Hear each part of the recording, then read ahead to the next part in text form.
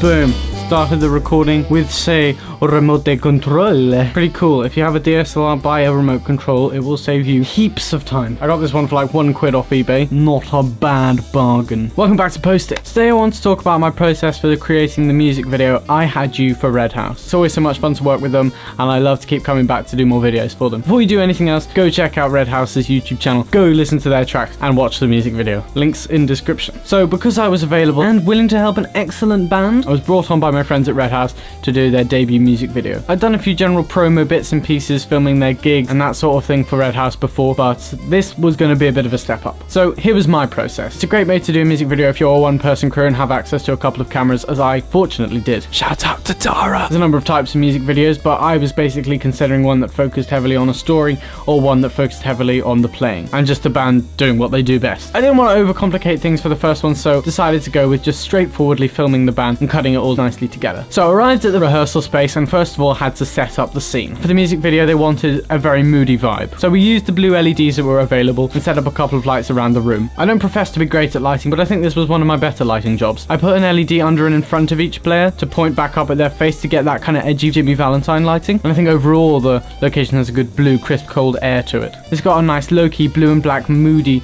shadowy tone. I think half the quality is going to come from your setup and preparation and then your actual shoot, but half of it's going to come from the band itself, and Red House most certainly deliver. Just the amount of energy that they put into playing, the chemistry between the players, and the amount of fun they're clearly all individually having, it made the whole thing so easy. Whatever I shot, I was going to get an entertaining video out of the end of it. My thoughts were, because I had two cameras, if I could get them to play the tune over and over again a couple of times, I could cover the whole thing from different angles and have plenty of footage to splice together by the end. Make sure the band plays with a click track every time they do their song. This is going to make everything much easier to sync and post. So I kept one camera on a tripod, usually getting master shots, and then I got one camera on a shoulder rig, moving around throughout the band and getting close-ups. One thing I would say, be aware where your two cameras are pointing. This is where it might be useful to have two people, because I, being a bit stupid, realized I had one camera behind me recording a master shot of the whole thing while I was running out in the middle of it trying to get nice shots of people. Don't make the stupid mistake. In keeping, I think, with the slightly edgy vibe, I went for a lot of canted angles. With this I made sure to get a really good balance between close-ups and long shots. And it wasn't just getting coverage either. I needed the occasional really interesting shot to spice things up. I think moments of subtle motion or even the zoom in, framing behind objects, just add that little bit extra. And then we captured the money shot with the immeasurable Kaza himself. I had the band play the tune over a good number of times, so I'm sure they were exhausted by the end of it. Like a lot of films, this one was going to come together in the edit. My first port of call was to get all the tracks into the timeline and sync them up. Here came the advantage of shooting a lot of long takes. I only had 2 tracks per recording of the song to sync up. After I had all this, I compiled it all into a multi-track sequence, which is where the magic happens. With a multicam sequence, you can use your source monitor to view every single camera angle you've captured at once,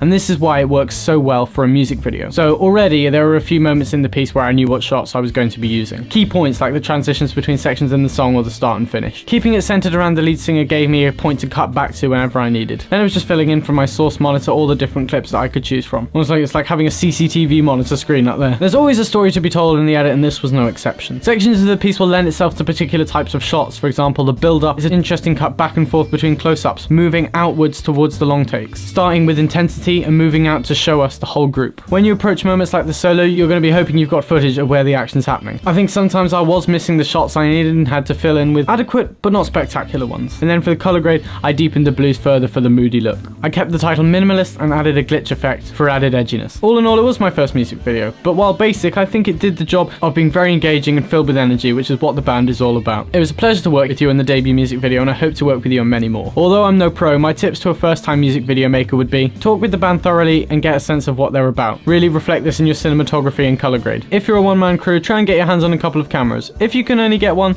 that's fine, but you're going to have to be working with a patient band. Also, make sure they're all in the right mood to give it their all on the day. As I say, 50% of the music video is going to come from the personalities you've got inside it. Then, in the edit, slap in the nice shots by all means, but make sure to keep story in mind. If your footage is basic like this, any clever edits you can do are going to raise that video to another level. Thanks again everyone for watching this post-it, and I hope you stick around for the next one. New videos every Wednesday and Saturday. Maybe? Schedule? Nah.